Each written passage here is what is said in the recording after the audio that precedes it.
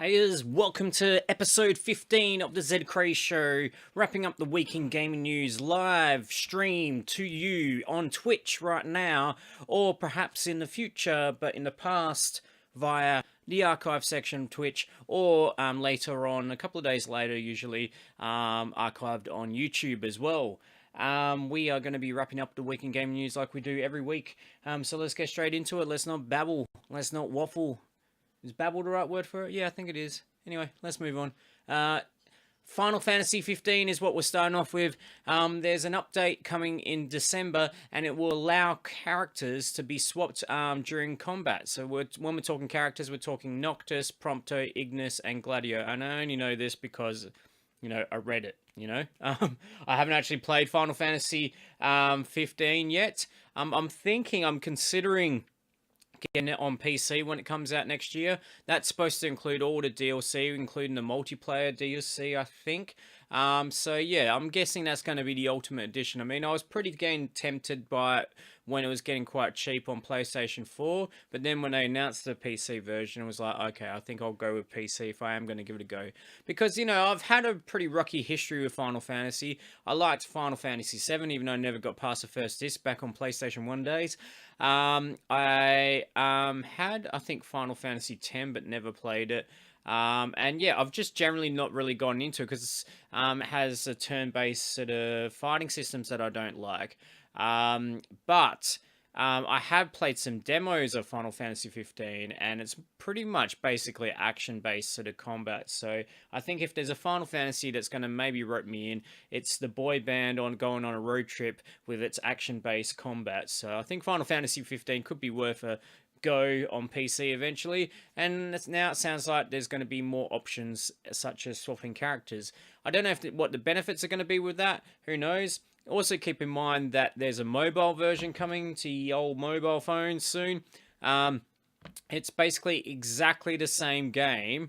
Like, it does the whole story, supposedly. It's like the whole game, but it's done in a more chibi anime sort of style of graphics. And I think the combat might be a bit changed up as well, sort of thing. But otherwise, yeah, it's going to be split into multiple episodes. But I mean, that was supposed to be coming out this year, so we haven't even seen the first episode yet. So maybe in the next few weeks we might see that first episode, or maybe that's been delayed to 2018. We'll have to wait and see. More updates and expansion news. Project Cars 2, which came out this year, obviously, along with the other heavy hitters such as Forza 7 and Gran Turismo Sport, which I'll say I finally picked up a copy of recently. They got their first expansion coming out in this is the confusing thing, like, because a lot of times the dates get quoted as the Northern Hemisphere date, so they'll say winter. But I'm in Australia, so it's coming out in Australian summer, which is possibly your winter. But anyway, you can't even say Q1 or Q2 or something like that, because it's technically, if it comes out in December, then it will be Q4. If it comes out in January or February, then it'll be Q1. But anyway, it's coming out soon, and it's called the Fun Pack. What a great name. And it will feature 2 new tracks and also 8 new cars. Civ 6 is coming out with an expansion. I imagine there's quite a lot to do in Civilization 6 as it is, but there's an expansion coming out on February 8th, and it's called Rise and Fall. So if you haven't been able to get enough Civilization action, there's more coming your way. As long as you pay the dollars, for the expansion. I don't think that's a free one. I think that's DLC, y'all. Next up for expansion news, Hearthstone has its Kobolds and Catacombs expansion, and that will be out on December 7th. So that's, I think, next Thursday from the top of my head. Thursday, Friday time it's coming out. That I think was originally announced at BlizzCon, but they never gave a date or anything. So that's the actual date you'll be able to play that. I've got the question, do you play Civ at all, or have you? No, I haven't played it. Well, no, I have got it. I've got Civ 5, and I think I've got a few older ones as well. All of which I've gotten for free versus through various deals. And yeah, I think I've played Civ 5 once for like about 10 minutes, and it just wasn't my game. I think I also had a mobile version as well, but I think that might have disappeared like over some iOS upgrade, like it no longer supported it or anything. Anyway, yeah, it's just not really my game. Um, Yooka-laylee, also a game that's possibly not my game, and it wasn't, unfortunately, the game for many people. A lot of people had big hopes for it. It was a Kickstarted game, but yeah, it didn't seem to be too well received. Well, anyway, it sounds like it's finally coming to the perfect platform for it, really.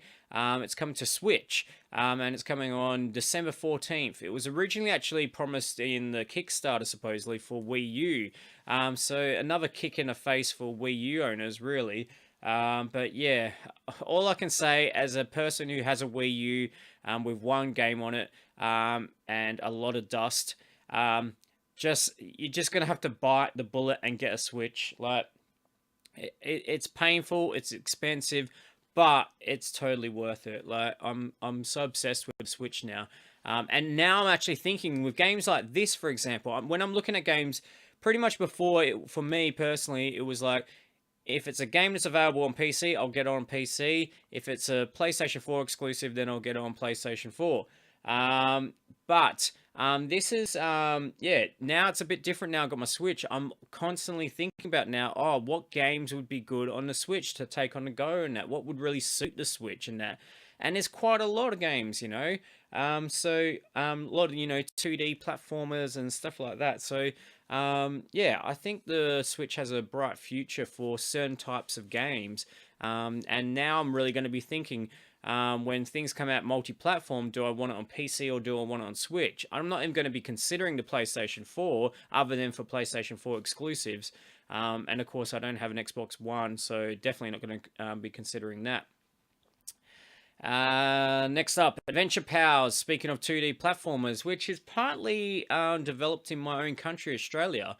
It was actually, I think, selected for the, what's it called? The PAX Rising indie section of PAX. I think it was last year. This game's called Adventure Powers, and it looks pretty cool. It's just looks like a crazy, sort of very Adventure Time influenced sort of platforming game, and it's like this kid, and he's got this backpack, I think, with a giraffe hanging out the back of his backpack, and a giraffe can like spin its head around or its tongue around, and you can fly. And it looks pretty nuts, and it's really colorful and cartoony. It looks really cool. Anyway, that's coming soon to Switch, Xbox One, PS4, and PC. It's been in development for a while now, but we now have a rough date, which is Q1 2018. But I also believe it's only just been more recently confirmed that it's coming to Switch, which once again, I was just talking about that conversation I had before, perfect segue. If I was going to get that game now, before I would have been getting it on PC, now I would get it on Switch for sure. Okay, next up is X-Files. I don't know about you, but I quite enjoyed the new X-Files series. It was like a 6-episode limited series. Well, the new series is coming out next year, early next year, season 11. And to kind of coincide with that, there's an actual mobile game coming out. It's called Deep State, so X-Files Deep State, and as I said, it'll be coming out early 2018 on iOS, Android, and Facebook.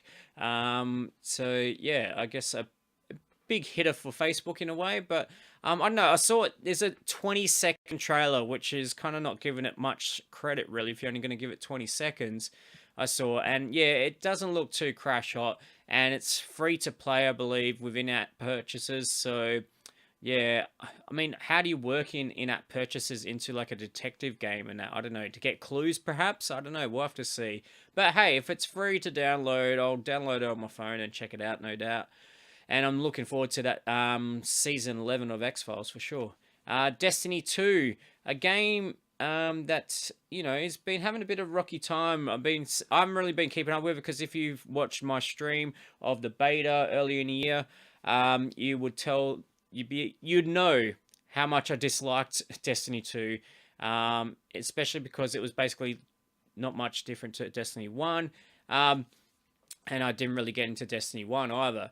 But I'm not the only one. It seems the fans of the game have been making quite a bit of ruckus lately. I haven't really been following what's going on, but I think Bungie has actually had to come out and say, hey, we're going to try and fix things for you recently. Anyway, perhaps in a way to try and keep, you know, things rolling along for Destiny 2, they've now introduced a free trial. Now, this isn't completely out of ordinary. Supposedly, there was one similar to this released a few months after Destiny 1 was released. And not talking about the beta either.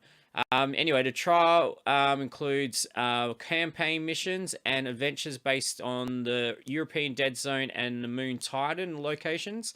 There is some multiplayer aspects, but it's only quick play playlists that are available in the Crucible, and you can level yourself up to level 7, and then I guess I don't know if that means you can't play anymore, or you just don't keep earning, your XP or whatever.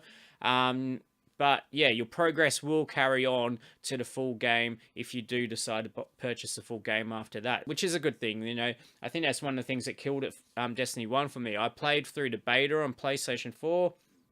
Yeah, I'd done the 8 hours max, level 8 max it could do on that. And then when purchased a real game, I had to do that all over again. Little did I know at the time, that was basically what Destiny is all about, is redoing things. It's just grinding for loot all the time and that. So I guess I didn't have the temperament for that game, really.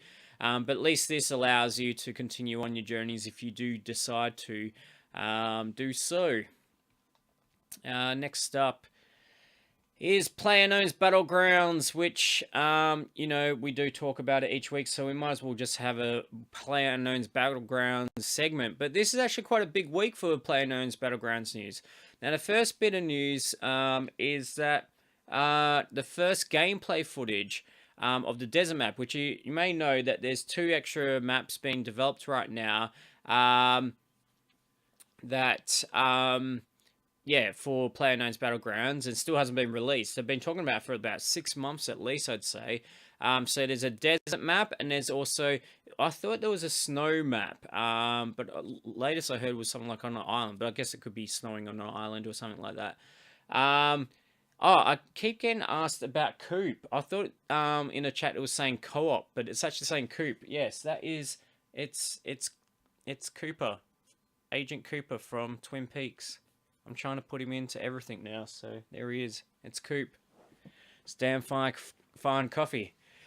Damn fine pie. Anyway, if you don't know Twin Peaks, then you're not going to get any of that. But hey, I recommend you watch it. It's like the best bad show ever. Like, it's great. It's not necessarily bad. It's so, it's something. Just watch it. Now, anyway, back to PlayerUnknown's Battlegrounds. There's these 2 maps come along. We knew that the desert map was coming first out of the 2 new maps. We've been seeing some screenshots kind of trickle out here and there over the past few months. Well, the news is that the first gameplay footage is going to be shown on the desert map at the Game Awards, which is happening on December 7th, which is only less than a week away. That's going to be pretty huge stuff. I wonder if that's just going to be a preview as to what's coming, or if that's actually planned to be released as part of the 1.0 out of early access release of the game. I'm not so sure it will be. I think they're mainly focusing on getting vaulting in there and optimizations and stability on the servers, but I guess we'll wait and see. And another bit of news, and that kind of relates back to it, is they've currently, I think, released a 1.0 release candidate to the test servers, so you kind of can go check out what 1.0 is supposed to be like already now if you go check it out on the test servers. Now, that includes the kill cam, which is another feature they've been talking about for ages, and one I've been really looking forward to, because I almost find it funny that, you kind of be just going along doing your thing in PlayerUnknown's Battlegrounds, and then you get shot, and you don't know where it's come from. But the problem I've been having with that lately is more and more been thinking, wait a minute, was that a genuine hit, or was that someone cheating? Now, the good thing about the kill cam is not only it helps you learn like what you've done wrong, like if it was a genuine kill, then that's cool. But if yeah, if it was actual cheater, this will be a way to help expose that a lot easier. If you know the person who killed you happens to be on the other side of the map or something, you know, so it should be a lot more obvious when it's a cheater, and it'll be a lot easier to want to push that report button when you discover that someone's possibly cheated to kill you. So that's a really good feature, but from what I've heard, it's a bit buggy at this stage, but that's to be expected, especially PlayerUnknown's Battlegrounds anyway. So, I mean, all PlayerUnknown's Battlegrounds isn't necessarily buggy so much, it's just not very stable, I'd say, like in frame rate, in optimization, and that sort of thing. Though there is that issue I often cop when you're kind of parachuting down and the graphics engine or whatever hasn't actually up-res the textures and graphics and that by the time you've hit the ground. So you're then walking around and there's all these sort of warped looking buildings around for a while until it kind of catches up. But yeah, anyway.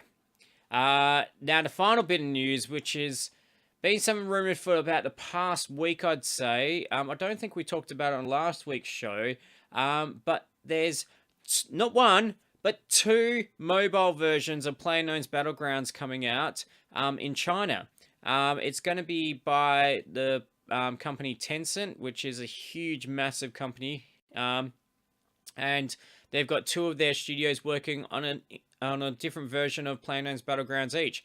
At this stage, it looks like it's China only, but that could expand. You'd have to think it would. I mean, it's okay launching in China first up. It makes sense. I mean, you've got 1 billion people there. I mean, I'm surprised more titles like that aren't launched in China. You know, why not go straight to the biggest audience around? I mean, obviously there's complications with, making sure it culturally suits China and that sort of thing.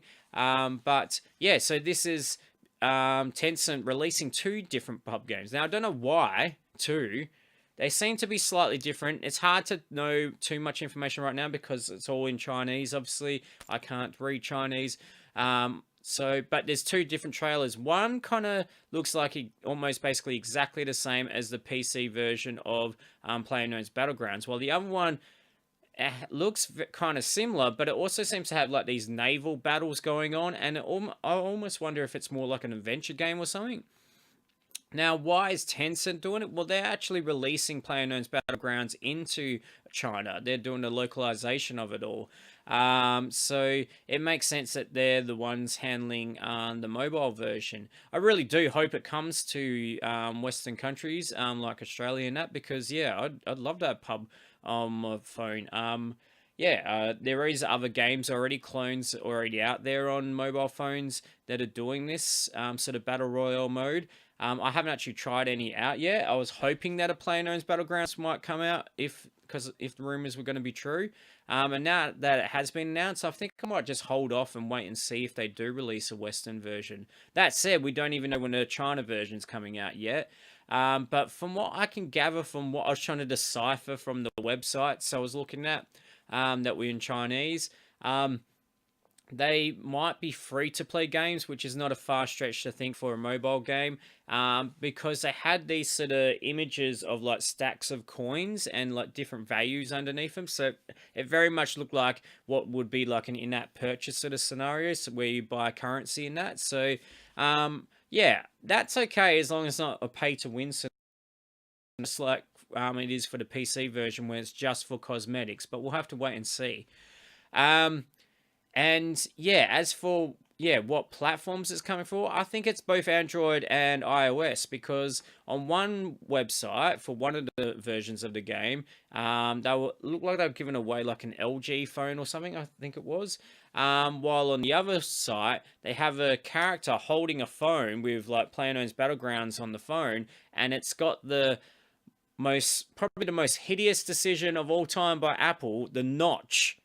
The notch on the iPhone X. You know how it's all borderless, but there's still that camera module notch right there? Well, that's what you see on the screen. And I don't believe there's any other phone out there, unless say it's like a clone in China out there, which, hey, China, if you're going to clone something, don't clone that notch. It's so bad. I don't know what Apple was thinking with that. But they should have gone with the S8 style sort of thing, where, you know, on a Samsung Galaxy S8, they've just got like a little thin bezel there, little thin bezel there. It's like just, I'm saying thin instead of thin. Uh, yeah, yeah. So then you basically got a bezel-less screen, but it's still symmetrical, you know, like instead of like these curved edges. And anyway, we're not here talking about iPhone X. But yeah, from that sort of imagery, it gives me the thinking that yeah, it's probably coming to both iOS and Android, which is good news if it does come to other places as well. But yeah, have fun with that. China, I'm jealous. Fortnite, another battle royale clone game. Epic, the developers of Fortnite, and also the developers Unreal Engine, which both PlayerUnknown's Battlegrounds uses, and so do the mobile version supposedly. Epic is suing 2 cheaters, which we were talking about cheaters, kind of ruins games and stuff for online play. But the interesting fact about this suing of these cheaters, which, I mean, that in itself is, you know, quite a big step. It harks back to those days of Napster, when sort of digital music piracy was just starting to kick in, and people were starting to sue actual people, like consumers, not actually the companies like Napster and that necessarily. They went to the consumers themselves and tried to sue them. Well, one of the accused cheaters that are getting sued is a 14-year-old. Now, the mother claims that Fortnite's terms require parent permission, which she didn't give to her son, and also that her son is not involved in the creation of any cheats. But Epic has said this particular lawsuit arose as a result of the defendant filing a DMCA counterclaim to a takedown notice on a YouTube video that exposed and promoted Fortnite Battle Royale cheats and exploits. Under these circumstances, the law requires that we file suit or drop the claim. Epic is not okay with ongoing cheating or copyright infringement from anyone at any age. As stated previously, we take cheating seriously and will pursue all available options to make sure our games are fun, fair, and competitive for players. Now, when you first see the headline 14-year-old getting sued by Epic, it does seem a bit iffy, you know, and you know the legalities of that. I don't know the laws necessarily in America. I'm guessing this is taking place in, but yeah, and it gets tricky when you're underage, and also the naivety of being underage as well, sort of thing, you know. But it does make more sense now when you take in consideration the reason why this is happening. And it sounds like that the kid had a YouTube video that was possibly promoting how to cheat within Fortnite. And Fortnite developers Epic have asked it to remove that video. He's decided to say, no, I want to keep it up and fight that. So, unfortunately, if you're going to fight that, that means getting possibly sued, you know. So, really, the mother and the 14-year-old could solve this by just dropping the video down. I mean, unless they're making bulk cash off this or something like that, then just take it down. Yeah, you shouldn't be promoting cheating. And, you know, anything to do with other people's IP, as far as, like, you know, streaming games like I do and that sort of thing, is completely up to the developer and that to be able to allow that sort of thing. So if he was, say, potentially showing footage and that, I haven't seen this video. I might have to check it out sometime. If it's still up, it's probably down, I guess, at this time, so I might not be able to check it out. Yeah, then they would be in their rights to say, hey, you've got our footage on there and that. But they're claiming this, I think, in some sort of copyright sort of IP issue and that. So yeah, it'll be interesting to see how this goes down. Some people might argue that this is actually going to give Fortnite quite bad PR, the line of suing a 14-year-old for cheating sort of thing. But and there's an argument that they should be actually targeting the companies that are actually making these cheats, and supposedly they are. But yeah, maybe they should just focus on that purely rather than trying to take on both sides of the thing. But it does sound like, from Epic's explanation, that they actually were backed into a corner and they had no choice when he counterclaimed his the strike for his YouTube video. they had no choice. They either had to let him keep it up, or they had to fight back, and they had no choice but to sue. So hopefully that gets resolved, and some lessons are learned along the way as well, and hopefully cheating is kept out of Fortnite. Deus Ex next up is a game that I am a massive fan of. I'm massively into futuristic games, cyberpunk games. I've got both Human Revolution and Mankind Divided. It wasn't my favorite game of, I think, was it last year? But it was still a solid game. But it wasn't, unfortunately, well received. And many people feared from the way that Square Enix were going with it, with Eidos Montreal, that they were maybe canning it. Kind of like how people have that fear, I guess, about the Mass Effect series after Andromeda. There's been some speaking up from Square Enix, and they've said, we have never said anything about discontinuing that title, but for some reason that's the rumor out on the market. What I can say is Eidos Montreal has always developed Deus Ex, and the issue is we do not have limitless resources. So basically, Eidos Montreal currently, I believe, is developing a Avengers game, a licensed Avengers game, which, considering the response to the new Avengers Infinity War trailer, which has just gone nuts. It's like the most viewed trailer of all time, like in the first 24 hours and all this other jazz. I checked it out today. I just couldn't get into it. The only thing I got excited about was, oh, whoa, there was one shot of Guardians of the Galaxy at the end. That's the only reason I'm going to be seeing it, just purely for the scenes with Guardians of the Galaxy. And I'm just not into most superhero stuff. But yeah, anyway, so yeah, clearly by the popularity of that trailer alone, Eidos, as long as they make a decent game, could have a seller on their list. But yeah, obviously they must be putting all their resources into that game, and they can't be developing a Deus Ex game at the same time. So maybe after the Avengers is done, maybe they'll do a Deus Ex game again, and I hope so. Maybe with Cyberpunk 2077 coming out, that might, really, well, I would say reinvigorate the Cyberpunk movement right now, but there's been actually the past year, or between 2017 to 2019, I reckon we're on quite a bender of Cyberpunk games. So, including obviously Mankind Divided. So, yeah, I don't know. I think there's definitely a market for it. But maybe, yeah, after Cyberpunk 2077's out and people eventually have enough of that, maybe then that's the perfect time for a new Deus Ex game to come out. Because if people want some more Cyberpunk, then come back to one of the granddaddies of the genre. So yeah, not the end of Deus Ex from the sounds of it, but who knows what and when in future. Now, speaking of the future of a game, Demon's Souls is obviously, I guess, the game that spawned off the Souls series and Bloodborne and that sort of thing. The genre of games that just are brutal, but one company has pretty much made a genre almost. I don't think there's a name for that genre as such other than hardcore or something. But any game that's hard now is now compared to the Souls series. Anyway, it's going to get a little bit harder for Demon's Souls players if there's people still playing that game. Sony will be shutting down the online service for Demon's Souls on February 28th, 2018.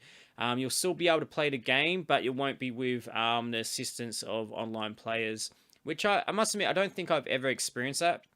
I've only played a little bit of Demon's Souls before.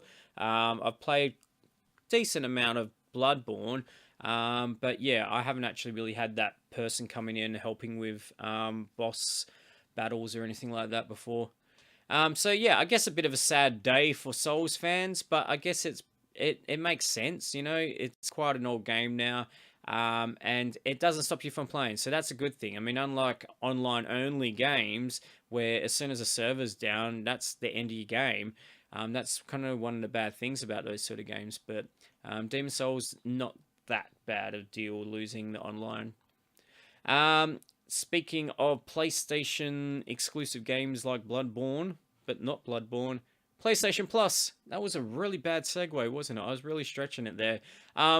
We did mention last week the Xbox Gold lineup for December. Now we have the December lineup for PlayStation Plus. On PlayStation 4, we have Darksiders 2, the Definitive Edition, and Kung Fu Panda, Showdown of the Legendary Legends.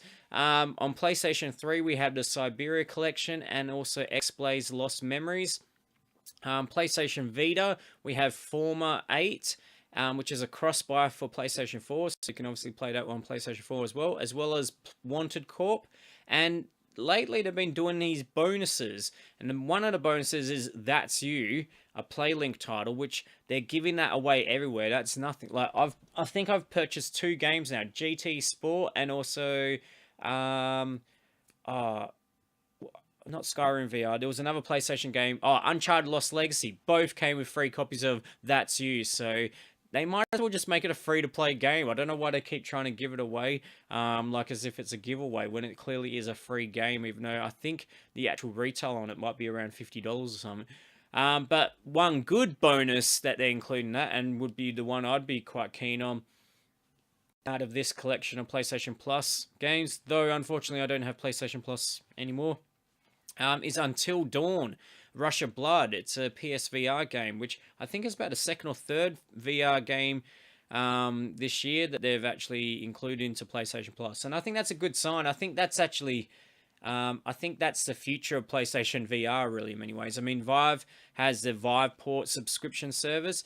I think, you know, being able to get free, well, not free technically, because you still are kind of paying for it, VR experiences via PlayStation Plus is a good thing, because most of the VR stuff is like something you want to try out once, but you might not ever play again. So being able to get it on a subscription service is a good thing. I mean, that almost alone makes me want to maybe pay the $5 for the month, you know, to get Until Dawn, because Until Dawn Rush of Blood, I'm not a horror fan, but yeah, that was probably one of the better VR demos I played. It's a pretty creepy game, man, so if you're gonna play it, be prepared. Continuing with the PlayStation news, PlayStation Experience is coming up very soon, only I think about a week or 2 away. And we've got some news on some of the panels that will include The Last of Us 2, Ghost of Tsushima, which was recently announced, and Dreams, which has been kind of not re-announced, but kind of reiterated that it is still alive. So those are 3 big heavy hitters as far as PlayStation exclusives go. So it'd be interesting to see more about that. Like the actual main conference, so the PlayStation Experience will of course be streamed as usual, I imagine, but I don't know if these panels necessarily are. So unless you maybe are actually at the PlayStation Experience in Anaheim, we might not actually get to hear what's being talked about directly, I guess, on these panels. But of course, I'm sure many media outlets will report on what's being announced during that. But usually those panels are just further padding out discussion about what's probably already been presented somewhat in the conference. So I don't think you're going to miss out too much by not seeing those panels anyway. Next up is EA, and as you know, they've been in a bit of trouble lately with Battlefront 2 and the whole loot box issue, and as such, according to CNBC, EA has lost $3 billion in stock value since the release of Battlefront 2. Now, supposedly their stock overall is still up higher, I think, than previous year, but yeah, that's quite a smashing. And you have to think that all that they might have earned from those loot boxes surely couldn't have been worth $3 billion, could it? So if that is really how much they've lost in value, and if it doesn't come back anytime soon, and yeah, it's because of Battlefront 2, if they can kind of pinpoint it to that, that's gonna really hopefully teach them a lesson, you know. EA has previously been voted the worst company in the world by the internet many times, which is pretty nuts, because, you know, there's actual companies out there that are actually destroying the world, you know, with, you know, pollution and all sorts of stuff. So, you know, a company with just bad exploitative sort of practices on a consumer level is bad, don't get me wrong, but I don't think it's the most evil company in the world. But still, it's maybe the most evil gaming company, you could maybe claim, perhaps. But that's where we segue into a company that may be trying to take that crown from EA. And it's quite ironic because we're talking about Star Citizen. And now, one of the interesting things about Star Citizen is when it was first pitched, one of the big things was about, we don't want big publishers involved, trying to exploit you and stuff like that, and they actually include into Star Citizen a shop front called Electronic Access, which is supposed to be a parody, and I think it's related to also the simulator game version of the combat component of it, but the space combat component. So this Electronic Access is a parody of EA and supposed to be paying out, a big publisher like that for being, I don't know, greedy and stuff like that. But the ironic thing is, Cloud Imperium Games is becoming that themselves. They've totally become that. The thing they were supposedly fighting against is exactly what they've become. And this is the pinnacle of it. So, people have been saying about the whole loot box thing with Battlefront is that, okay, some people, they reckon done it right, like Overwatch, because it's only cosmetic and so forth, but still people might have some reservations about that. But people say the problem was EA took it too far. I would argue Star Citizen had already taken it too far with the whole crowdfunding thing, trying to get money out of out of the audience, in particular whales. But now they've just gone, they've jumped the shark at this point. They've totally jumped the shark. And let me tell you why. They've now introduced UE protected land plots that you can purchase for real money. So what's on offer is a 4x4 kilometer land plot for $50 US, which is the price of a AAA game, or an 8x8 kilometer plot for $100 US. Now, for most, I don't know, sane consumers, game consumers out there, that sounds like a lot of money. And it is a lot of money. You should just pay for the game once, and that's it. And that's kind of how Star Citizen originally pitched itself. It was supposed to be like, just you pay for the game, and you don't have to pay any server fees for life somehow. It was just going to be that you just pay the game, and that was supposed to be the whole thing, fighting against the greed of big companies like EA and stuff like that. Yet now they're asking you to purchase virtual plots of land on these barren, procedurally generated moons and places. I mean, this was the thing when we saw these planet-side sort of showings recently, which there's only a few of them. There's nothing compared to No Man's Sky. In fact, the amount of crap that No Man's Sky copped, like, No Man's Sky has 17 quintillion planets. Star Citizen, about a year or two after No Man's Sky has been released, and they started development around the same time, but obviously massive different amounts of developers involved in that. I mean, Hello Games, who made No Man's Sky, had about 10 to 15 people working on the game. Star Citizen has 450 people. No Man's Sky, I imagine, might have had a few millions to work on the game. Star Citizen has over $160 million. Still not out. Still nowhere near out. Yet still desperately showing that they desperately need money. This is really concerning. This is really concerning. This is such an obvious ploy of asking for money. Like, it's still got the whole disclaimer, you don't have to do it. You can earn it with in-game currency, which you can't actually do yet anyway. And who knows when they're going to actually let you do that? Because this is the thing. This is like, what incentive does Cloud Imperium Games have to introduce the in-game currency where you can actually start purchasing stuff that you could also purchase with cash? There is an incentive.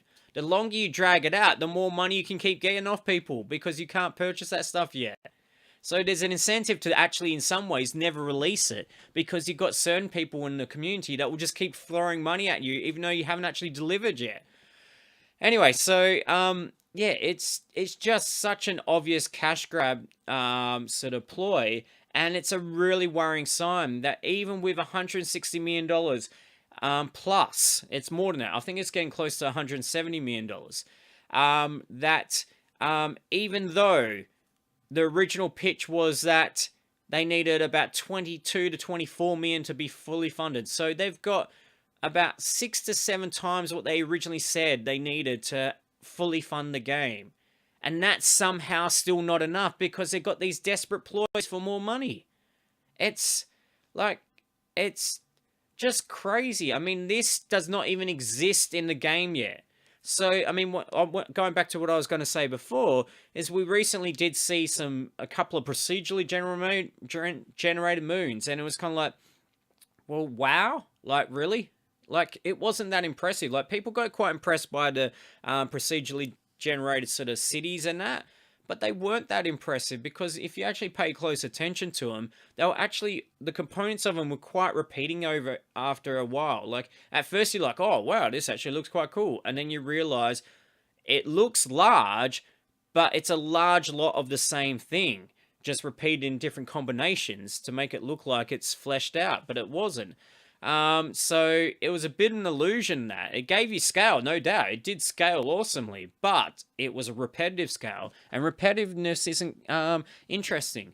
And yeah, so but when we saw moons and stuff, like I saw some, because there is some very minor part of the community that has access to test versions of 3.0, which is like over a year delayed currently at this point, and we still don't even know if we're going to get it this year, which is supposed to be still buggy as hell. I saw some footage of someone used in the test group, and yeah, they were just flying over this moon, and it was just completely barren.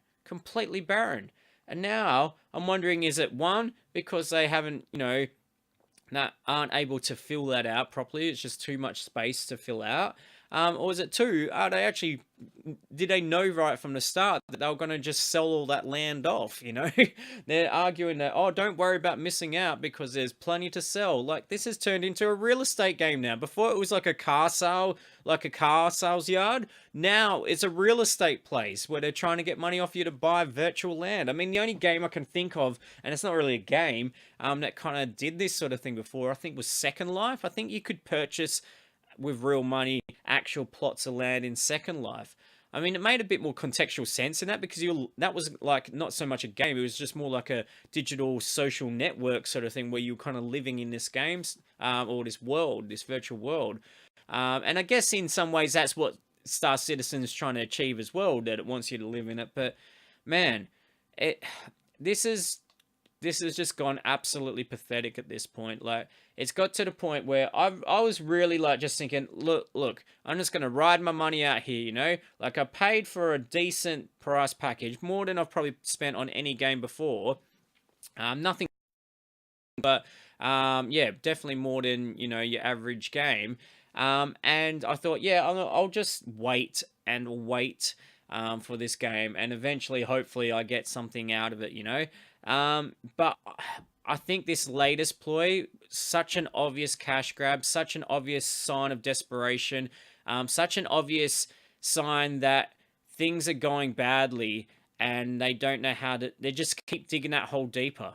They just keep digging that hole deeper. It's just this whole constant carrot on a stick situation. It's like, oh crap, we're running out of money. We need money to complete the things we've already said we're going to make. So to get more money to make the things we already said we're going to make, we're going to show people new things we're going to make for them. And it's just almost, yeah, it's so close to a pyramid scheme, a Ponzi scheme. I don't think it was ever intended to be. I think what happened was CRG and Chris Roberts went into it with good intentions and then got a bit more money than they expected, and then realized, oh, we're onto a thing here. But then they just didn't know when to start saying, no, this is it. They didn't know when to stop making the scope bigger. And now they're kind of addicted to money almost. And they don't know how to stop. They've got an addiction. And so do some of the community that just blindly throw money at this. And they don't realize it. I know they are so passionate about this game that they viciously attack anyone that might dare to criticize it, and it's made it so toxic. I haven't even bothered to comment on anything, even when I've had massive concerns. It's like, what's the point? Because none of these people are going to listen to sense anyway. So because they're so caught up in this dream of a game, and it's a great dream, but dreams aren't always reality. And yeah, and that's where you get into that sort of snake oil territory. But yeah, it just gets to a point where they're actually doing damage to the game. There's this saying that they keep saying all the time is, oh, have patience, just wait. Oh, you don't understand game development. Oh, you're just a bunch of kids whining, wanting your toy sort of thing. No, that's not the case. Actually, quite a few people do understand game design and stuff like that. I myself am studying it myself. That's why we're asking questions. And you don't have to be a game designer. I'm sure a lot of those people that are saying, oh, you don't understand game development, don't actually understand game development themselves. The problem is, by not questioning these things, by not being like proper investors in the game and saying, why hasn't this been delivered yet? Why you keep adding features when you haven't finished the game yet? Add them later on once you've finished the game. Unless the hard questions are actually asked and not belittled, then you're actually damaging the game, because you're not going to ever see it finish, because you're going to let the developers get away with just going on and on and on this little trait. I mean, I've been hearing the same line, oh, I'm sure it's going to come out next year. It's only been in development for 2 years. It's only been in development for 3 years. It's only been in development for 4 years. It's only been in development for 5 years. It's only been developed for 6 years. When do you get to the point where you can't keep saying it's only been developed for 10 years, you know? There's often these examples like, oh, well, you know, Diablo took this time, GTA 5 took this time, and blah, blah. Well, you know, part of the pitch in the first place was it was supposed to be easier to develop this because there wasn't going to be publishers involved in that sort of thing, complicating things and that sort of thing, with bureaucracy and that sort of thing. But that's the problem. They need a publisher right now, or they need some amazing producer to actually rein this in and say, look, we've got to start cutting stuff out and start focusing on things. Voice over IP, like lip syncing facial movements, is amazing technology, but we don't need it to make the core game.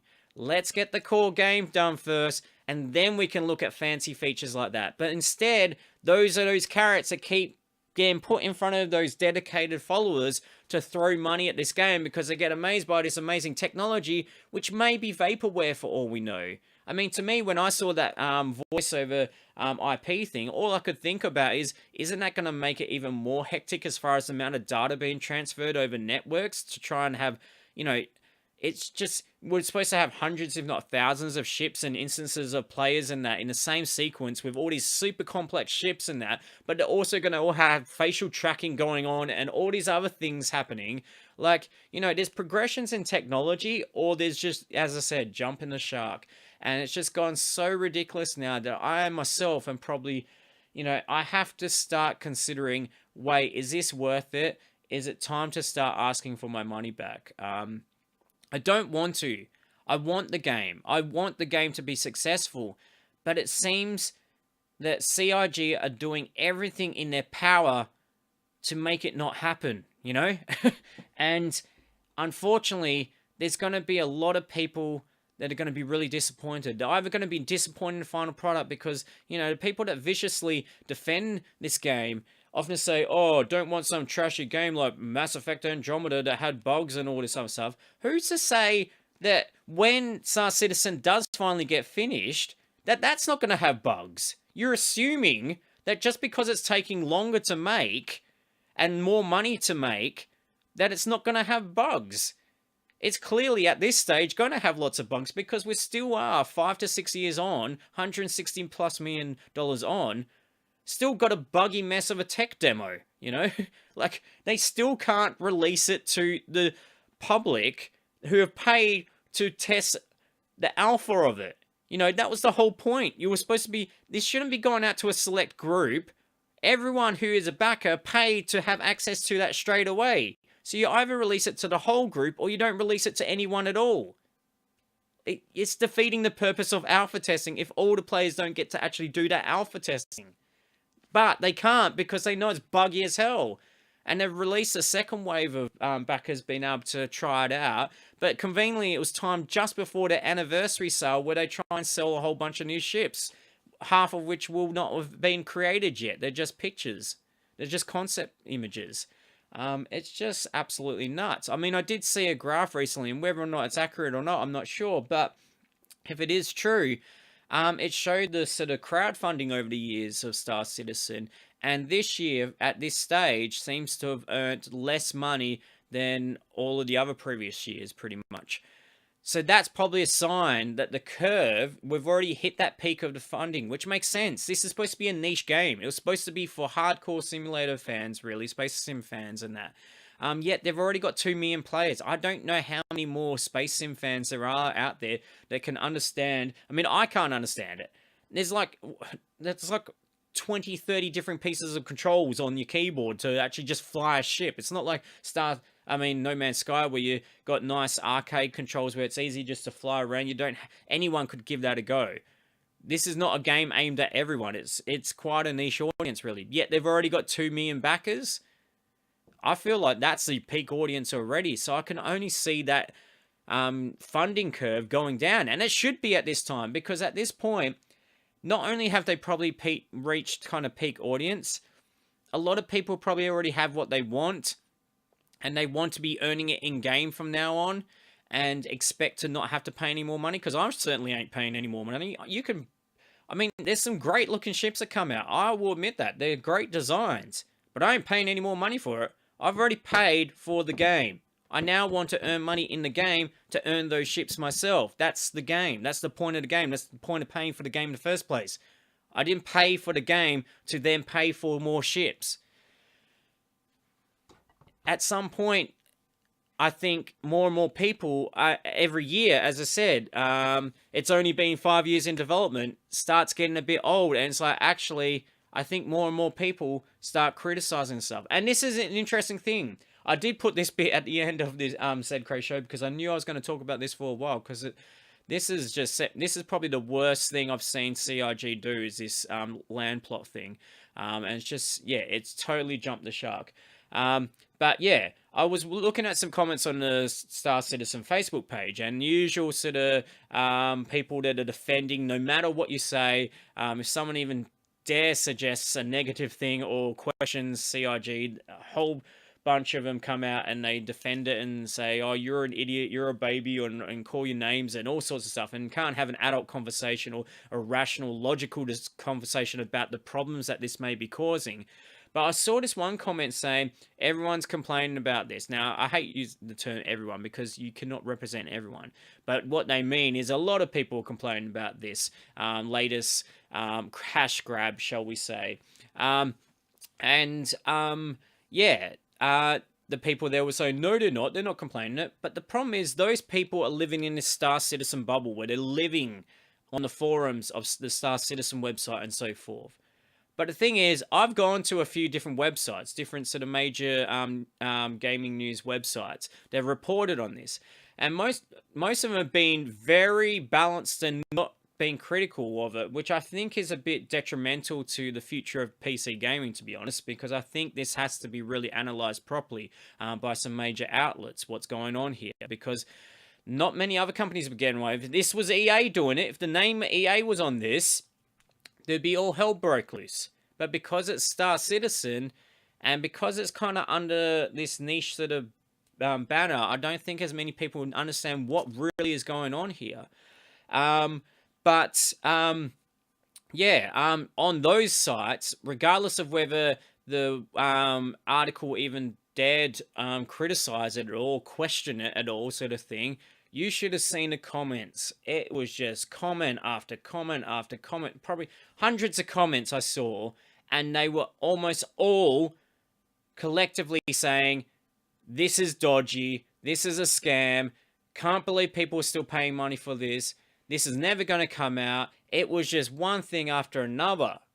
So I think some of those people that are so dedicated in the community of Star Citizen need to step out of that bubble a little bit and just maybe, instead of just jumping in straight away trying to defend the game, so that Chris Roberts will, I don't know, pat you on the head or something like that and give you an extra ship or something in the game, you need to actually listen, not just attack people listen to what they actually got to say. There is a lot of people complaining about it, both backers and non-backers. And actually, the people that haven't backed it probably have a bit more of a better idea how to look at the project without any bias, because they haven't bought into the hype. So they've looked at it and said, this is ridiculous. Like, this shouldn't be happening. But it is. And there's so many people thinking that. So when you say no one's complaining, that's just showing you're living in so much of a bubble, you've lost reality pretty much. So maybe it's time to check back into reality and actually see what people outside of the community are actually saying this. And when I say outside the community, I mean including those who are backers, because I feel a lot of people have been pushed out of the community because of how toxic those people are who are defending the game all the time are. I myself, despite me outspoken here on this video, have not dared go into the forums, have not dared comment on Facebook and that, with all my concerns and criticisms, because I just don't have the time to argue with you with these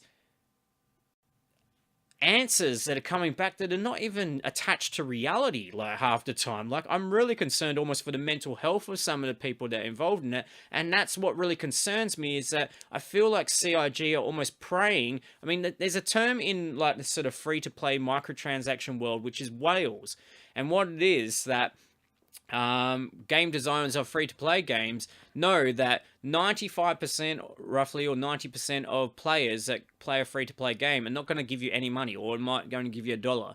But it's the whales, as they call them, which is such a derogatory term, and that will sustain your game, because they're the ones that get addicted to it, almost like gambling, and will just keep throwing money at you. And not necessarily just because they're passionate, but almost like they've got an addiction. And that's what basically this is like.